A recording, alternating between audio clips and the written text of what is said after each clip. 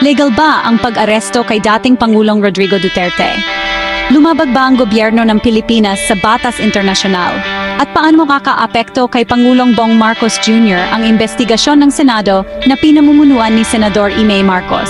Manatili kayo kasama ko habang tinatalakay natin ang isyung politikal na ito na nakapalibot sa ICC, tamang proseso, at ang kapalaran ni Duterte. This is presented to you by Education 4708. Just proceed to view the full content. Maligayang pagdating sa EDOX DC, kung saan dinadala ko sa inyo ang mga pinakabagong balita tungkol sa politika, pamamahala, at batas ng Pilipinas. Ngayon, susuriin natin ang pag-aresto kay dating Pangulong Rodrigo Duterte, ang nagpapatuloy na investigasyon ng Senado na pinamumunuan ni Senador Imay Marcos, at ang mga posibleng legal at political na kahihinatnan para sa Administrasyong Marcos.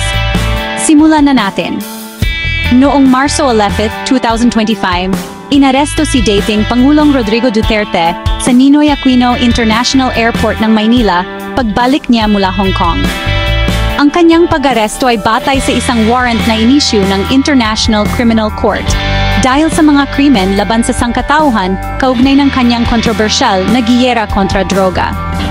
Ngunit kumilos ba ang gobyerno ng Pilipinas sa loob ng legal na hangganan sa pagbayag sa pag-arestong ito? Narito ang isang mabilis na timeline no Nobyembre 1, 2011. Ang Pilipinas ay naging kasapi sa Rome Statute, kaya't legal itong nakatali sa ICC. Marso 17, 2018, inurong ni Duterte ang Pilipinas mula sa ICC kasunod ng paglulunsad ng investigasyon sa kanyang giyera kontra droga.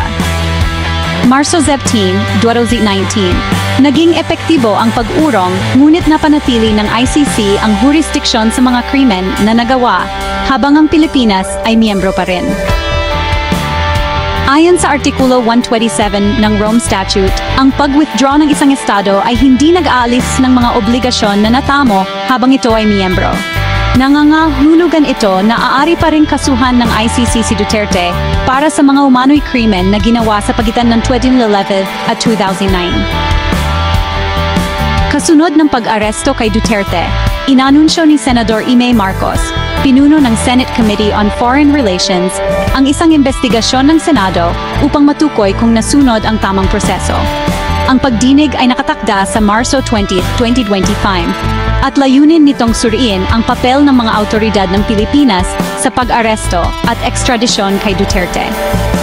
Sinabi ni Senador Marcos, kailangan nating siguraduhin na ang mga legal na karapatan ni dating Pangulong Duterte ay iginagalang.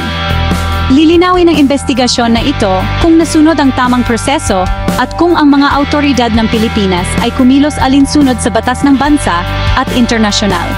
Idem 5.5. Ito ay nagbubunsod ng mga mahahalagang tanong, illegal ba ang pag-aresto kay Duterte? Ginampanan ba ng Administrasyong Marcos ang isang papel sa pagpapadali ng kanyang paglipat sa ICC?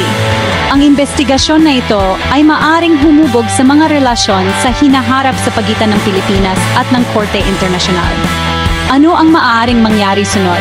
Ang investigasyon ng Senado ay maaring humantong sa tatlong pangunahing konklusyon. Una, nasunod ang tamang proseso.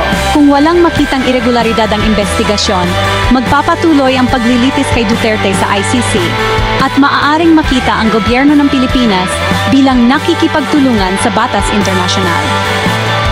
Pangalawa, may nakitang paglabag sa pamamaraan. Kung ang ebidensya ay nagmumungkahi na ang pag-aresto kay Duterte ay lumabag sa mga legal na protocol, maaring hamunin ng kanyang legal team ang bisa ng pag-aresto na maaring makaantala sa mga paglilitis sa ICC. Pangatlo, political na epekto kay Marcos Jr. Ang investigasyon ay maaring magpalalim sa pagkakahati sa pagitan ng mga taga-suporta ni Duterte at Marcos na makakaapekto sa rating ng pag-apruba ng Pangulo. Nagbabala ang mga analyst na ang alitang pampolitika na ito sa pagitan ng kampo ni Marcos at Duterte ay maaaring magpahina sa kapit ng administrasyon sa kapangyarihan. Dahil malapit na ang eleksyon, mahalaga ang persepsyon ng publiko sa kasong ito.